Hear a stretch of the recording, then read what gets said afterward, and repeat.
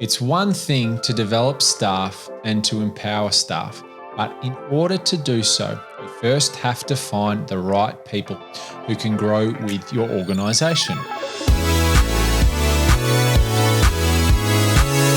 Hiring staff who can grow with the organisation.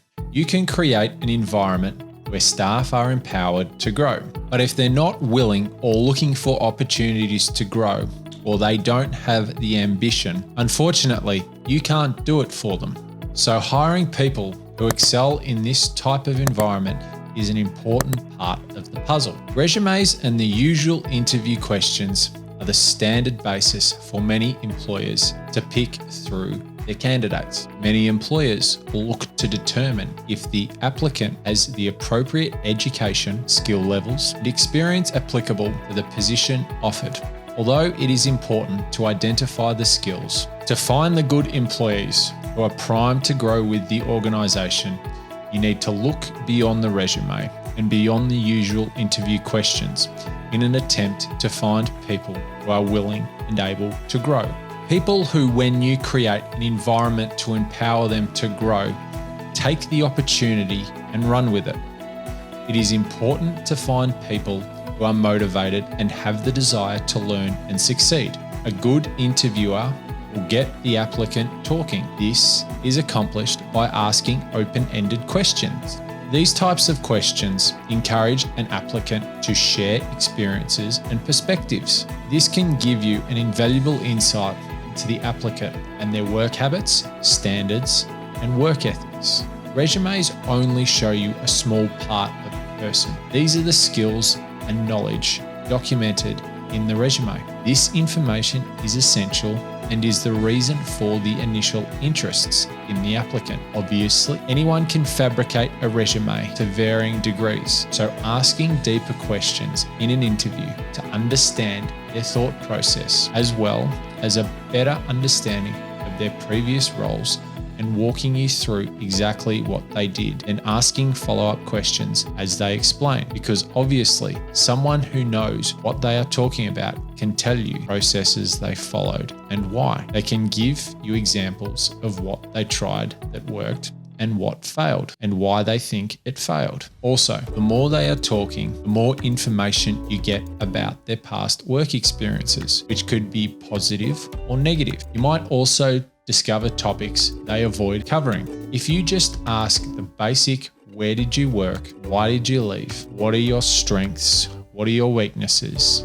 You are asking them questions that anyone could have prepared for. Asking unique and different questions, asking deeper questions, and if possible, with their role, asking them to actively demonstrate to you, helps you to go deeper and get genuine responses. If they work in sales, ask them to sell you your product. Obviously, you can't expect them to get it perfect because they don't know the benefits or weaknesses of your product, but you do get to see how they handle situations they are not prepared for. Asking open-ended questions that aren't specific, which encourage them to talk and think about the answer, give you a better gauge of who they are as a person. A question such as, where do you see yourself in 5 years, is very open.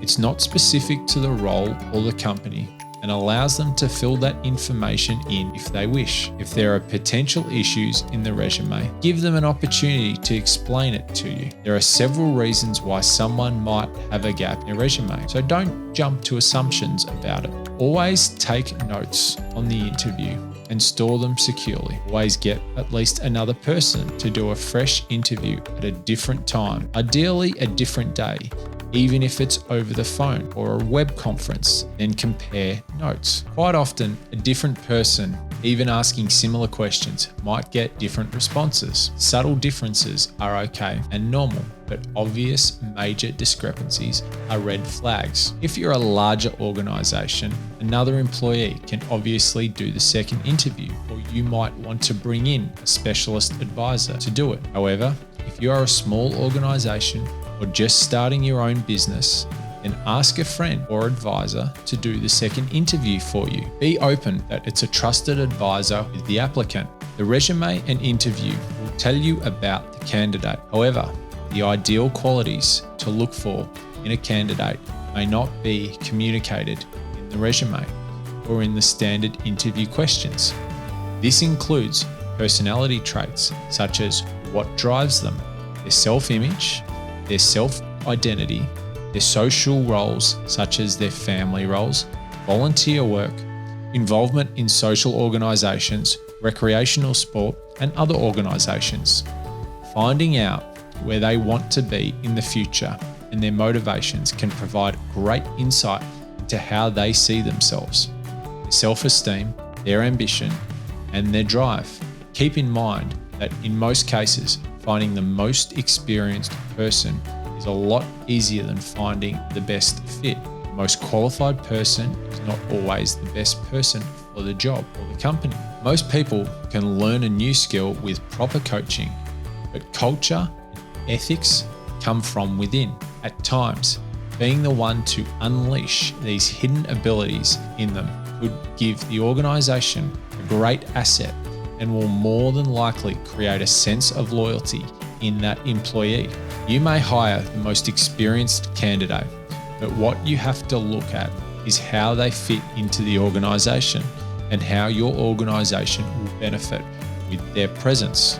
The better hiring decisions you make, the better likelihood you have of producing higher profitability for the organization.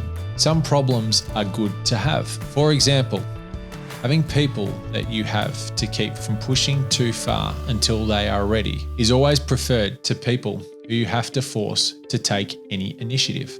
So look for people who have the attitude to grow and take initiative. Perhaps people who felt their career was stagnant in their previous role and are now looking to grow. People who show they have any interest in becoming better. Keep in mind, the job interview is not a one-way street. The applicant is screening you and the organisation just as much as you are screening them, especially if they are an applicant who believes they are good at the role. They will believe they can get a job that is a good fit for them, rather than just any job that offers them the role. This means that you want to be positive and motivational about the opportunity that your role provides. Talk about the work environment, the outlook for the organisation, and where the applicant can grow to within the organisation. If you've asked them about where they see themselves, if it matches the organisation's goals, you can also talk about how that career path can be achieved with the organisation.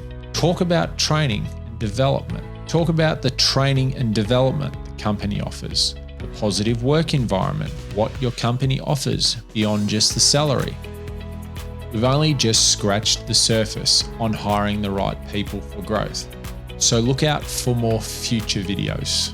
Make sure to subscribe so you don't miss them. Hit the like button and put a comment down below talking about your experiences of hiring the right people.